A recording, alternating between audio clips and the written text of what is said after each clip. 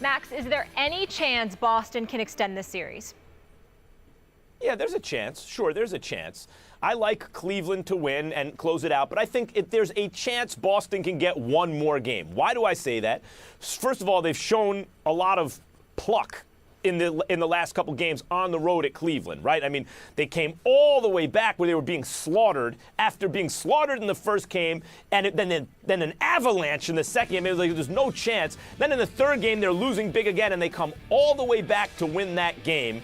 That's big. And then they had a third quarter lead in game 4. So they've shown that they've made great strides since the first 2 games. And unfortunately for Isaiah, who I love as a player, it coincided with his absence, and defensively they've become a better team as a result. I think we've all known that, and other guys have stepped up offensively. So it's possible, but in order for that to happen, a lot of things have to go right for the Celtics.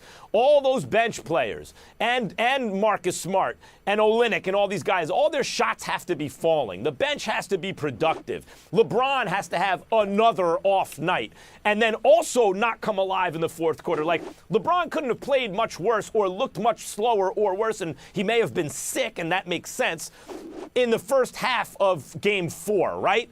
I mean, even halfway through the third quarter, you're like, what's going on with LeBron? And then in the fourth quarter, he went bananas. So even if it's not just that LeBron has to have an off game and all the Celtics have to be hitting their shots, then LeBron can't come alive at any point in the game. There's just a lot of stuff going against the Celtics here, but at home, given how they played the last 2 games, it's not impossible that they steal one more before the Cavs close them out. Well, it's not impossible, but it's highly unlikely. And I think highly unlikely is definitely applicable here. I don't believe the Boston Celtics are going to win this game. As a matter of fact, I think they will lose this game, and I think they will lose this game convincingly. I do not think it's going to come down to the wire. I think that the Cleveland Cavaliers have figured them out, and they're going to run away with this game in the second half, and this series will be over. I think they've been, their level of incentive has elevated due to the Golden State Warriors having clinched their series. We all know that the final starts next Thursday no matter what. But I think if you're the Cleveland Cavaliers, from a subliminal perspective, you want to send a message that you're coming. You want us? Here we come. You got us. We are the reigning defending NBA champions. We have what you want. We are the ones with the best player in the world. And from what I'm being told, Kevin Durant is determined not to be demure or timid in any way. He's going to go right at LeBron because he's heard all the noise about how LeBron is his kryptonite, even though he's averaged 29 points against LeBron's in his career, as LeBron has averaged against him. But in the end, what it comes down to is this. You're the Cleveland Cavaliers.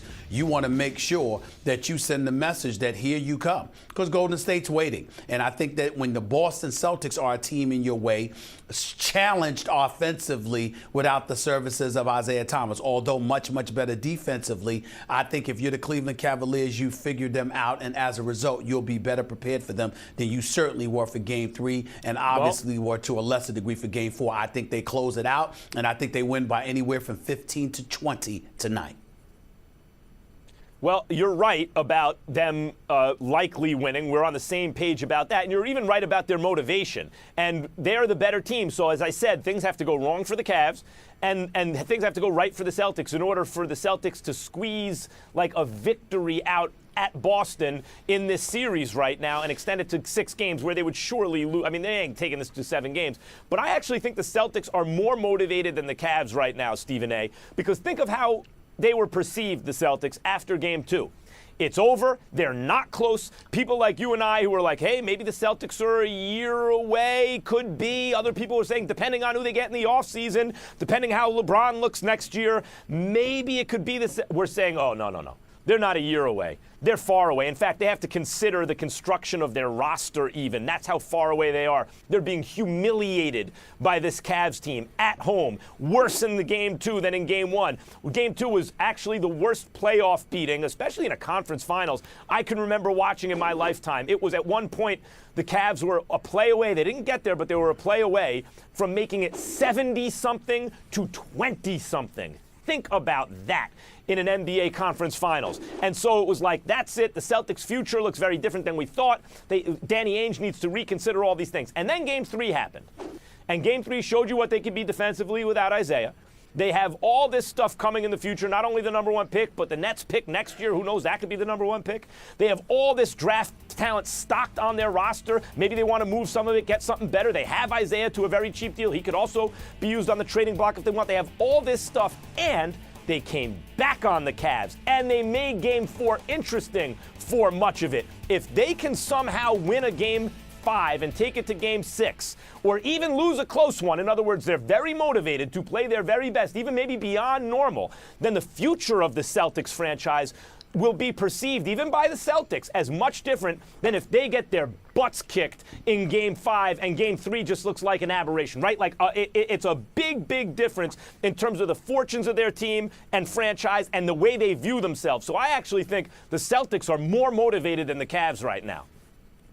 They're not more motivated than the Cavs. I think that I get your point about them getting annihilated in Game 2, and as a result, they want to make sure that they don't embarrass themselves. They're highly motivated to make sure this is a competitive contest. They certainly want to win, but the Cleveland Cavaliers have been motivated not just by history, not just by LeBron James chasing ghosts, but now by the owner of the Golden State Warriors saying, we want y'all. That matters. And those kind of things are the kind of things that ultimately motivate a champion. The Boston Celtics are on the come up. Their future is very, very bright. A matter of fact, they're going to be bright for years and years to come. But this is not their moment. This is Cleveland's moment. And Cleveland knows it, and Cleveland senses it. And their mentality is, let's go in there and let's finish our business and do what we want to do. Now, you've got people like my boy Charlie Mack and others who are of the mindset. That's Will Smith's boy. He's of the mindset that the Celtics are going to survive tonight and they're going to do some things. It won't happen. They can dream. It's a wrap. The series ends tonight, and convincingly, but in the fourth quarter.